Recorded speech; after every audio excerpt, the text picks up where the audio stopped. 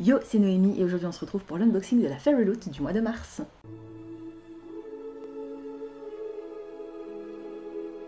Unboxing pas vraiment en fait, parce que je vais vous mettre une photo par ici de l'état dans lequel j'ai trouvé ma box dans ma boîte aux lettres. Je peux vous dire que j'étais ravie, donc j'ai dû vérifier tout de suite s'il manquait rien. Heureusement, il ne manquait rien, donc j'ai déjà déballé la box, j'ai vérifié l'état du livre aussi. Je savais quel livre c'était, heureusement, donc je ne me suis pas fait spoiler. Mais du coup, je vais simplement vous montrer ce qu'il y avait dans cette box sans le découvrir avec vous, puisque je l'ai déjà vu. Voilà. Donc le thème de la box du mois de mars, c'était Threads of Fate. On a la spoiler card. C'est le deuxième mois consécutif qu'on a un roman et un visuel du coup inspiré par l'Asie. Alors je vais mettre ça là. Ensuite on a une housse de coussin qui est très jolie. Only one thing is more powerful than a wish, and that is a purpose. De Jordan Ifueko. Je me demande si ce serait pas Ray Beaver, mais je ne suis pas sûre. En tout cas, elle est vraiment très très belle. J'aime beaucoup ces tons bleu foncé, ce côté un peu tropical.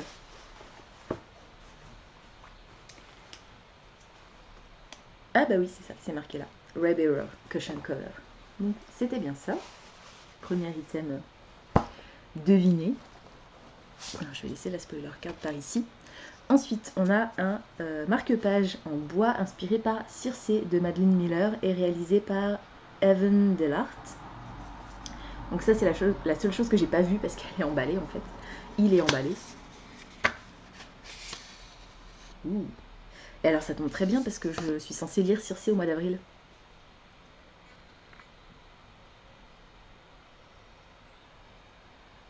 Voilà, il est très très beau. Et donc à l'arrière, il y a juste le petit logo de la Fairy Loot. Il est assez épais. Hop.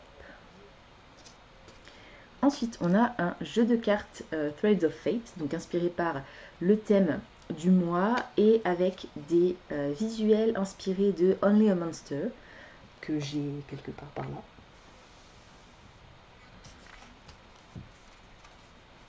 Là, vous le voyez un petit peu. Daughter of the Moon Goddess, que j'ai quelque part par là aussi, je crois. Là. Six Crimson Cranes, que j'ai là. Et Jade Fire Gold, que j'ai là. Je crois tout en bas. Donc j'ai tous les livres auxquels correspondent les fandoms. Donc on va le déballer pour voir un petit peu à quoi ça ressemble à l'intérieur. Je suppose que c'est comme pour les jeux de cartes précédents, ça va y avoir seulement les figures qui vont être inspirées par les romans. Hop.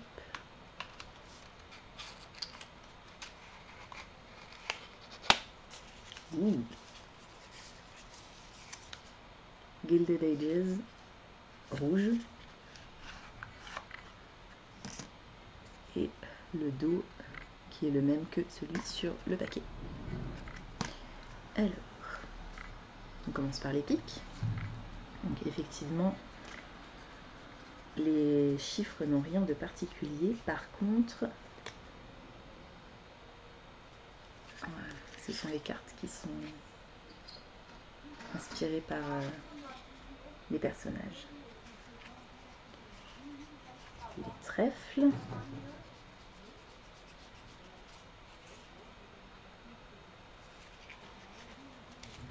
Je pense que ça c'est Only a Monster. Les cœurs.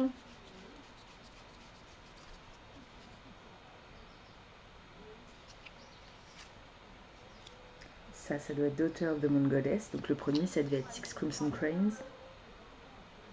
Ou Jade Fire Gold. Et les carreaux.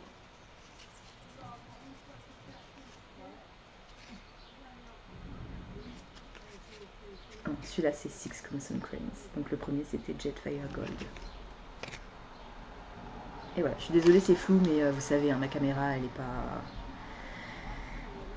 Elle a du mal avec le focus, donc je vous montre un petit peu vite. Je suis un peu deg aussi, faut dire, voilà, le fait de ne pas la déballer comme d'habitude, ça me... Bref. Ensuite, on a une planche de stickers inspirée par The Raven Boys de Maggie Stiefvater, je crois.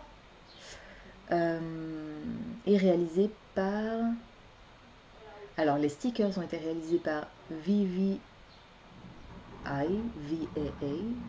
Viva, je ne sais pas. Et les designs ont été réalisés par Blanca Design. C'est une série qui m'intéresse mais que je n'ai pas encore lue. Ensuite, on a les 2 cartes de tarot. Alors, on va commencer à avoir les arcanes majeures du tarot avec The Fool, donc le fou, et le magicien. Elles sont magnifiques. Voilà. Très jolies. Et probablement inspirées par le livre du mois, je pense. Voilà. Ensuite, on a le marque-page, inspiré par le visuel du mois, le Fairy Scoop que je garde précieusement, la lettre de l'autrice avec le caractère art et le bouquin, donc je savais ce que c'était. C'est The Girl Who Fell Beneath the Sea de Exie Ho, Hachi Ho peut-être. Il est magnifique, j'adore ces couleurs. Comme d'hab, je vous le montre à l'envers. Non mais...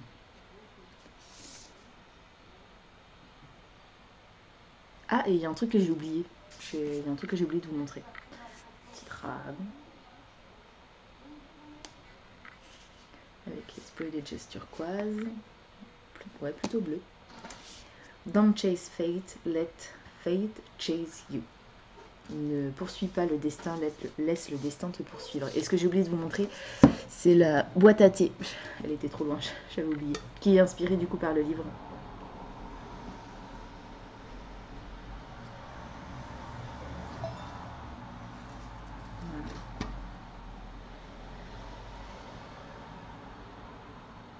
Wait for me where the land meets the sea. Attends-moi là où la terre rencontre la mer. Et donc c'est une boîte à thé, tout simplement. Voilà. Très jolie. J'adore les boîtes à thé parce que j'ai plein de thé en vrac. Et donc le bouquin, inspiré par le folklore asiatique, avec le foil sur le hardcover, qui est la même illustration que le character art au revers de la lettre de l'autrice. Et on a des end pages. Donc Fairy Loot, là, cette année, ils ont décidé d'arrêter les revers de Dust Jacket. Par contre, ils font des sublimes end pages sur les bouquins. Voilà, normalement, il est signé.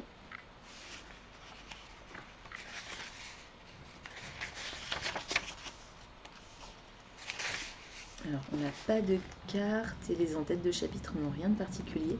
Les chapitres sont hyper courts, c'est ouf. 4-5 pages max. J'en ai même vu un qui faisait dans les 3 pages. Voilà. Le chapitre 30 par exemple. Ça c'est top parce que ça veut dire qu'il va se lire très très vite. Il n'est pas très long non plus. Alors je lis le résumé et je reviens vers vous pour vous dire de quoi ça parle. Je vous ai juste pas montré la petite tombine de l'autrice.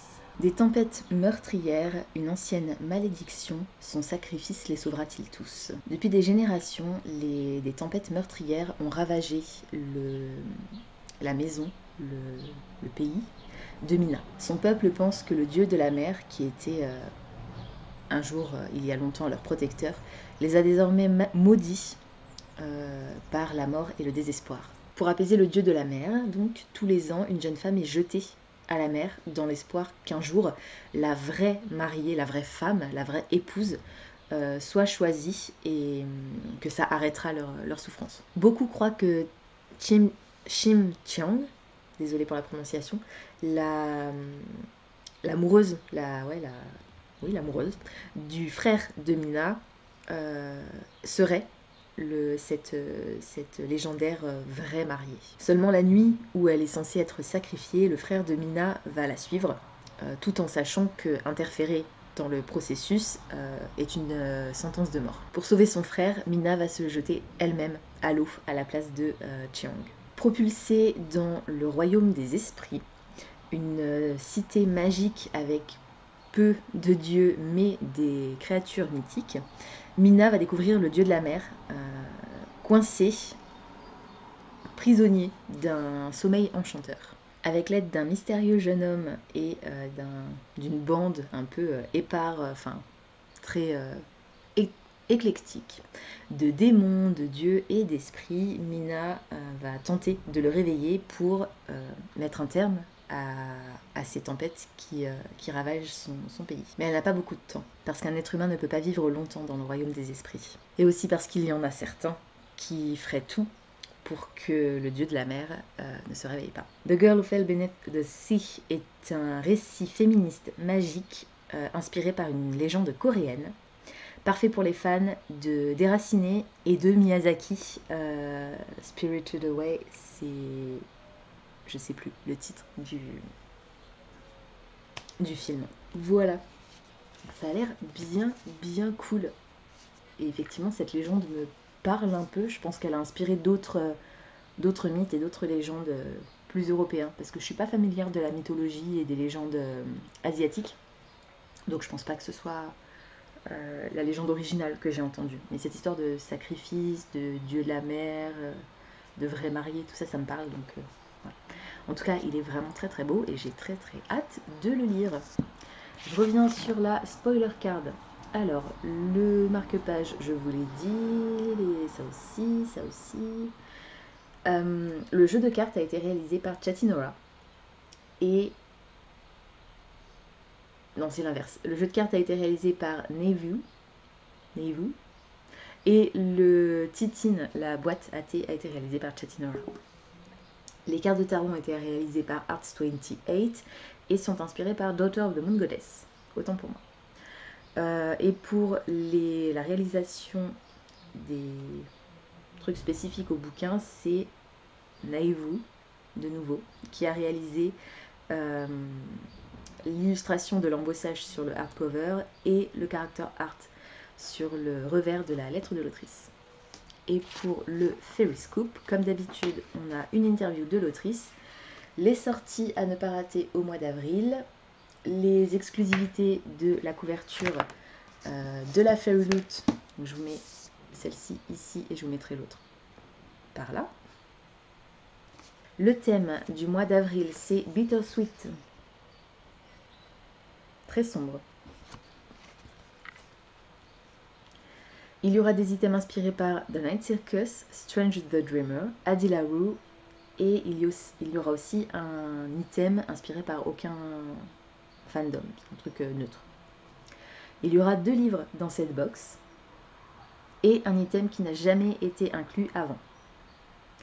Le deuxième livre est une édition paperback d'une réécriture de Roméo et Juliette avec une couverture exclusive, des spread edges et une signature digitale. Le futur livre du mois est inspiré par la mythologie yoruba et nigériane et il va suivre le voyage d'une jeune fille à travers la magie, l'injustice, le pouvoir et la vengeance. Il y aura une couverture exclusive, des spread edges, des illustrations au revers de la dust jacket, ça fait longtemps, art wrapped around the hardcover. Est-ce que ça veut dire foil embossage sur les 2 faces du hardback, peut-être? Et des end papers customisés également, et il sera signé par l'auteur-trice, je ne sais pas. Pour l'instant, je n'ai pas d'idée de ce que ça pourrait être, donc j'ai pas encore regardé les sorties du mois de mars-avril vraiment là en VO, donc je vais me pencher là-dessus incessamment sous peu. Voilà, c'est tout pour aujourd'hui, j'espère que cette vidéo vous aura plu. Comme d'habitude, n'hésitez pas à me dire dans les commentaires si le titre que je vous ai présenté aujourd'hui vous intéresse, si vous l'avez déjà lu, pourquoi pas, et surtout ce que vous en avez pensé si c'est le cas. N'hésitez pas également à me dire quel est votre item préféré. Bon, moi clairement c'est la boîte à thé, mais je dois dire que la housse de coussin est vraiment très jolie. Pensez à vous abonner à la chaîne, à liker et à partager cette vidéo, ça me fera toujours plaisir. Pensez également à activer la petite cloche de notification qui vous permettra de savoir quand je poste de nouveaux contenus. En attendant de vous retrouver, je vous souhaite d'excellentes lectures et je vous dis à très bientôt dans une prochaine vidéo. Ciao!